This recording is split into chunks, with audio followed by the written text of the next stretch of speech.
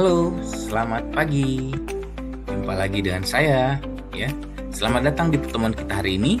Kembali lagi bersama saya, dosen kalian yang baik hati dan tidak sombong. Tapi kalau soal nilai, gak baik-baik amat ya. Jadi topik kita hari ini adalah entrepreneurship ideation, ya. Jadi atau dalam bahasa Indonesia itu artinya kewirausahaan ideasi. Jadi kita akan membahas apa itu kewirausahaan, manfaatnya, fungsi utama, aspek-aspek kunci dalam kewirausahaan, dan bagaimana menentukan nilai serta posisi bisnis.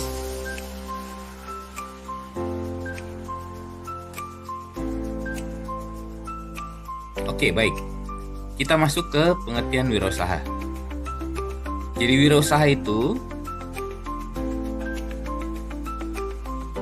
wirausaha berasal dari bahasa Sanskerta, ya. Wira utama, gagah, luhur, berani, dan pejuang. Swa berarti sendiri, serta ta berarti berdiri. Jadi kalau kita artikan, adalah seseorang yang berani berdiri sendiri untuk menciptakan usaha. Ya, ada juga kutipan dari Robert D. Hisrich pada tahun 2005. Entrepreneurship is the dynamic process of creating incremental health. The wealth is created by individuals who assume the major risk in terms of equity, time, and or career commitment or provide value for some product or service. The product or service may or may not be new or unique, but value must somehow be infused by the entrepreneur by receiving and locating the necessary skill and resource. Jadi kalau kita artikan, artinya begini ya. Kewirausahaan adalah proses dinamis dalam menciptakan kekayaan tambahan. Kekayaan ini diciptakan oleh individu yang berani mengambil risiko besar, baik dari segi modal, waktu maupun karier, untuk menciptakan nilai dari suatu produk atau layanan. Produk itu tidak harus baru, tapi harus memiliki value atau nilai tambah. Ya, kurang lebih artinya seperti itu.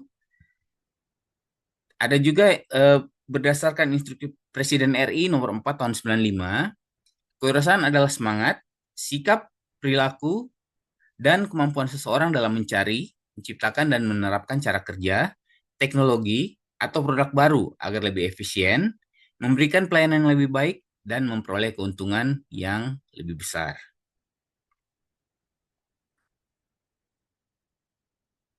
Oke, kita lanjut. Jadi, secara sederhana kalau kita artikan ya, kewirausahaan adalah suatu proses menciptakan, mengembangkan, dan mengelola usaha baru dengan tujuan untuk menciptakan nilai, baik secara ekonomi, sosial, maupun lingkungan.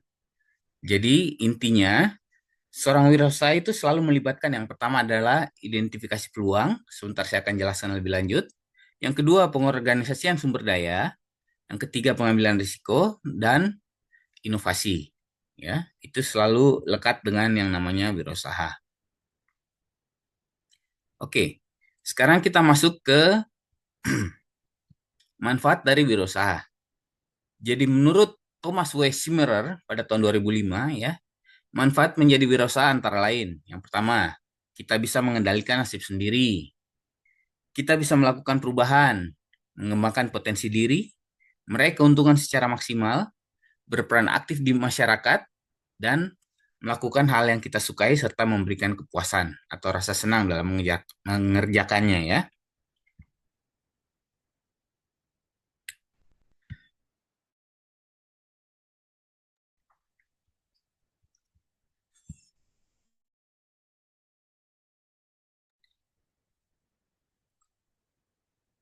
Oke, kita lanjutkan.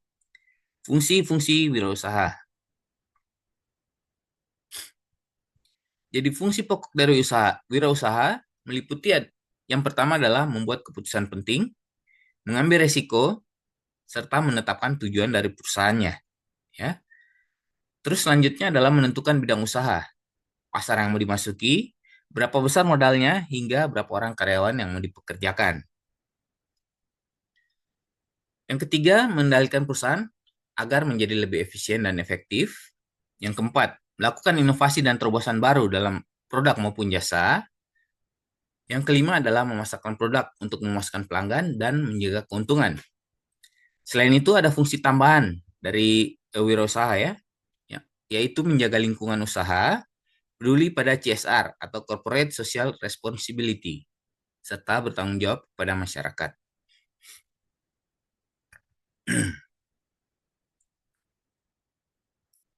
Oke, kita lanjutkan ke aspek-aspek kewirausahaan atau aspek-aspek yang harus dimiliki oleh seorang wirausaha. Yang pertama adalah identifikasi peluang. Jadi apa itu identifikasi peluang? Kemampuan untuk mengenali kebutuhan pasar atau masalah yang bisa diselesaikan dengan produk atau jasa yang ditawarkan, ya. Contohnya, kita lihat tren masyarakat yang mulai peduli kesehatan, ya. Lalu kita ciptakan aplikasi pemesan makanan sehat plant-based. Nah, itu contohnya. Yang kedua adalah inovasi. Jadi, kalau kita bicara inovasi, artinya adalah menciptakan sesuatu yang baru atau memperbaiki yang sudah ada agar lebih bermanfaat, ya. Contohnya, baik, contohnya di sini adalah Gojek, ya. Jadi Gojek mengubah ojek tradisional menjadi layanan berbasis aplikasi online. Yang ketiga adalah pengambilan risiko, ya. Jadi pengambilan risiko artinya kita berani menghadapi ketidakpastian dalam atau melakukan sesuatu dengan perhitungan yang matang. Jadi saya kasih contoh di sini adalah seorang pengusaha kafe yang menambah menu kopi susu kekinian dengan modal besar, meskipun belum tahu apakah kopi tersebut akan laku atau tidak.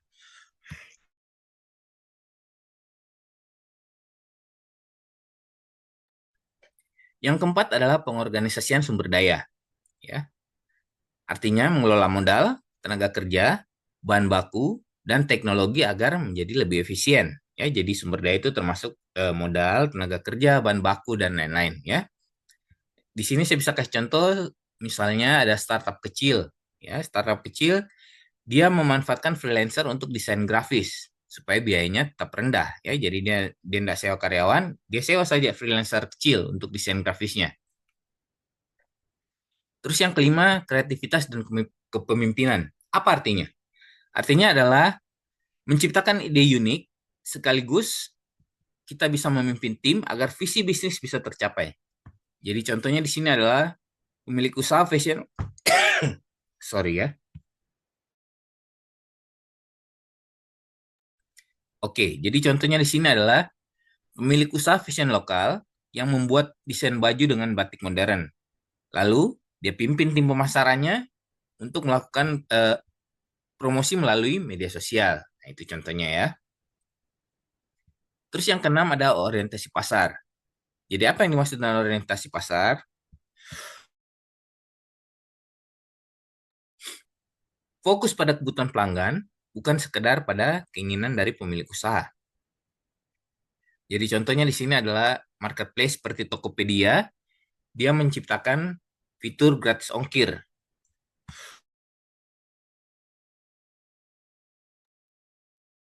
Karena dia melihat mayoritas konsumen sangat sensitif terhadap biaya kirim. Yang ketujuh adalah pertumbuhan dan skalabilitas. Jadi artinya adalah kemampuan perusahaan untuk berkembang lebih besar dan melayani lebih banyak pelanggan. Contohnya di sini bisnis kopi kecil, dia buka cabang di beberapa kota setelah penjualannya mulai stabil di satu lokasi. Yang kedelapan adalah dampak sosial dan lingkungan. Artinya bisnis tidak hanya mengejar keuntungan, tapi juga memberi manfaat kepada masyarakat dan menjaga lingkungan. Sorry, sebentar ya.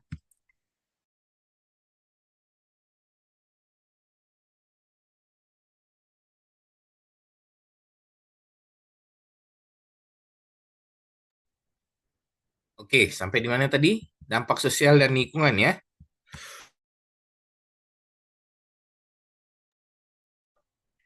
Jadi contohnya di sini adalah usaha daur ulang plastik menjadi produk rumah tangga ramah lingkungan. Yang kesembilan adalah pembelajaran dan adaptasi. Artinya kemampuan dari belajar dari pengalaman, kesalahan maupun tren baru, lalu menyesuaikan strateginya. Jadi contohnya di sini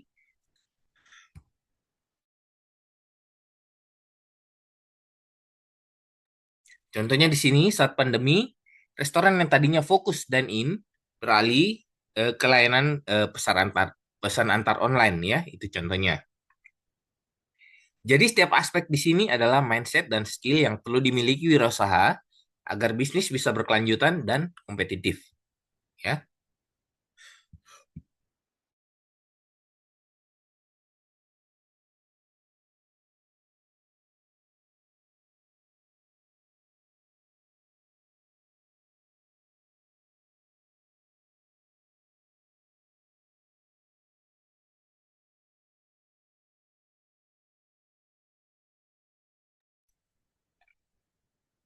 Oke, kita lanjutkan ke menentukan nilai dan posisi bisnis. Jadi untuk membangun bisnis yang sukses, kita harus bisa untuk menentukan nilai serta posisi bisnis kita. Caranya, yang pertama adalah memahami pasar dan pelanggan. Jadi kita bisa melakukan segmentasi pasar, ya. Sorry. Kita bisa melakukan segmentasi pasar, kita petakan siapa target pelanggan kita, misalnya berdasarkan usia, lokasi, gaya hidup, atau perilaku. Contohnya, bisnis skincare ya fokusnya ke remaja usia 15 sampai 22 tahun dengan kulit berjerawat misalnya ya. Yang kedua adalah kebutuhan pelanggan. Apa nih maksud kebutuhan pelanggan? Jadi kita mengenali masalah atau kebutuhan utama.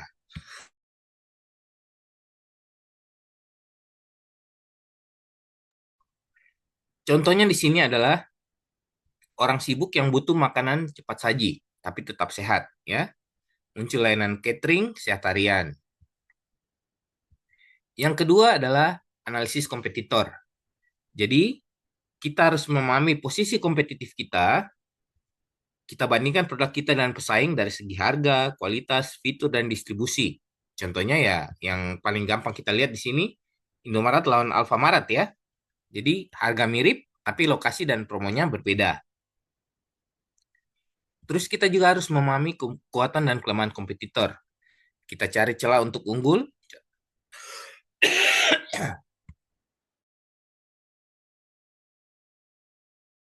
kita cari celah untuk unggul. Contoh, jika pesaing lambat dalam pengiriman, bisnis kita bisa menawarkan same day delivery ya.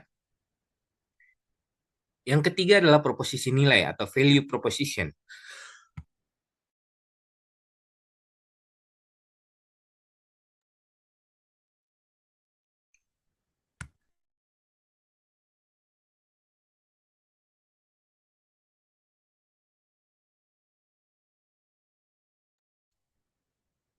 Sorry ya, saya batuk terus ya.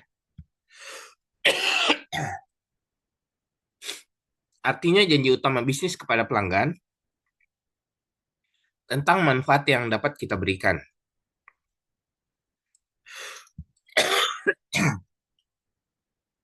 Contoh di sini adalah Grab. Grab menawarkan kenyamanan, sekali aplikasi semua layanan ada. Ya, jadi transportasi, makanan, pembayaran. Sebentar ya.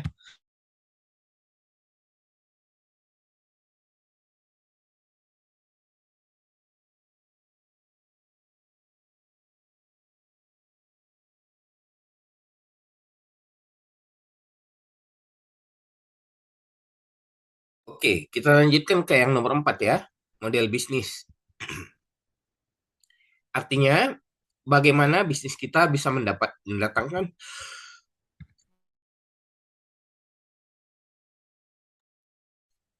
bagaimana bisnis kita bisa menghasilkan pendapatan.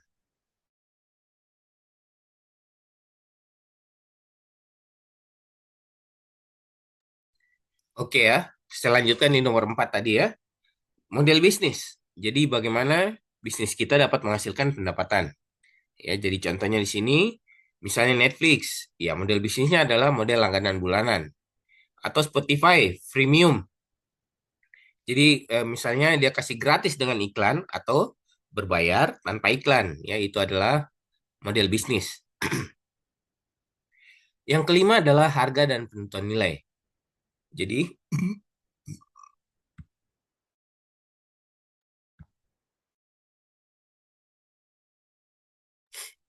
jadi struktur harga ya kita sesuaikan harga yang kita tentukan dengan persepsi pelanggan. Jadi contohnya di sini adalah Starbucks. Dia menjual kopi dengan harga premium karena dianggap lifestyle, bukan sekedar minuman. Atau persepsi nilai ya. Harga harus sesuai dengan kualitas yang kita tawarkan. Contohnya, Xiaomi menawarkan smartphone dengan harga terjangkau tapi spesifikasinya tinggi atau speknya tinggi ya. Terus yang keenam adalah inovasi dan keunikan produk. Jadi untuk melakukan ini inovasi ya ada berbagai macam. Yang paling gampang adalah diferensiasi. Jadi kita buat produk yang berbeda dari pesaing-pesaing kita. Jadi contohnya di sini adalah air mineral Minerale ya dengan tutup ulir dan rasa segar yang berbeda dari Aqua. Selain itu kita harus juga bisa menciptakan yang namanya keunggulan kompetitif ya. Jadi kita lebih unggul daripada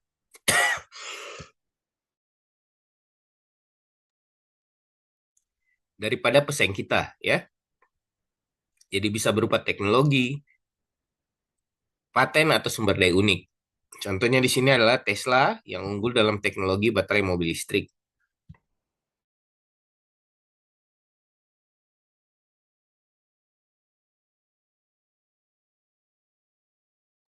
Oke, kita lanjutkan ke yang nomor 7. Reputasi dan branding.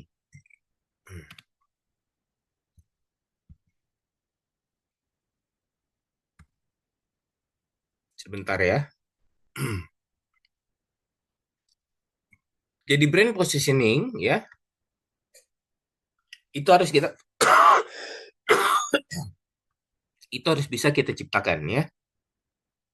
Jadi apa yang dimaksud dengan brand positioning? Bagaimana pelanggan memandang brand kita? Contohnya di sini Apple ya, dia brand positioningnya dia identik dengan kualitas premium dan eksklusif.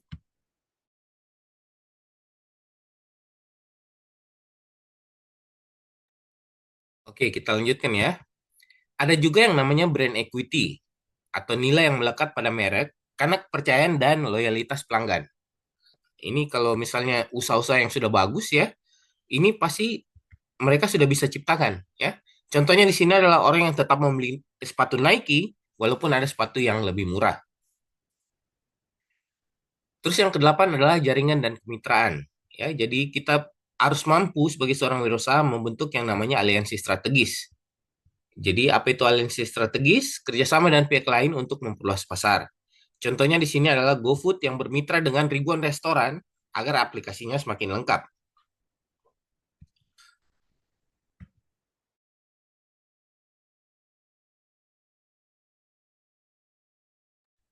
Terus kita juga harus bisa untuk menciptakan ekosistem bisnis, ya. Jadi kita terhubung dalam jaringan yang dapat saling menguatkan. Jadi contohnya di sini adalah produk Apple yang saling terhubung. Jadi iPhone, iPad, Mac, AirPods, ya. Itu contoh-contoh produk Air- iPhone, ya. Terus yang kesembilan adalah tren industri dan teknologi.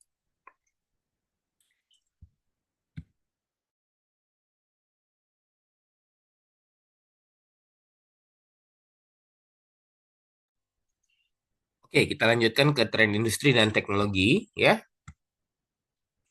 Jadi dengan adanya perubahan teknologi yang masif saat ini, kita sebagai seorang wirausaha ya harus mampu memanfaatkan teknologi baru. Contohnya di sini adalah UMKM yang mulai memanfaatkan TikTok Shop untuk menjual produknya secara live. Bukan main ya. Terus ada juga namanya tren sosial dan ekonomi. Jadi kita menyesuaikan dengan perubahan gaya hidup masyarakat. Contohnya bisnis refill station muncul karena tren hidup yang berkelanjutan atau zero waste. Yang ke-10, yang harus diperhatikan adalah aspek keuangan dan pendanaan. Jadi kita harus tahu valuasi dari bisnis kita. Valuasi bisnis adalah menentukan nilai perusahaan dari laba, aset, dan proyeksi pertumbuhan. Jadi contohnya di sini adalah startup seperti Gojek sudah bisa mendapatkan valuasi unicorn karena potensi masa depan meski awalnya belum untung besar. Terus ada namanya sumber pendanaan ya. Jadi wirausaha yang baik harus bisa mencari alternatif sumber pendanaan, bisa dari modal pribadi, pinjaman bank, atau investor, ya. Jadi UMKM minuman kekinian biasanya mulai dengan modal investor lokal, ya. Dan yang ke-11 adalah sustainability dan tanggung jawab sosial. Jadi bisnis yang baik harus memperhatikan dampak sosial, ya, dan masyarakat sekitarnya. Contohnya, eh, perusahaan-perusahaan yang memberikan beasiswa untuk anak-anak yang kurang mampu. Juga perlu untuk memperhatikan yang namanya keberlanjutan bisnis. Jadi adaptif terhadap perubahan ekonomi dan lingkungan. Ya, contohnya di sini adalah fashion brand yang menggunakan bahan daur ulang. Jadi intinya di sini adalah posisi bisnis ditentukan oleh seberapa baik kita memahami pasar, menciptakan proposisi nilai, membedakan diri dari pesaing, dan membangun keberlanjutan jangka panjang.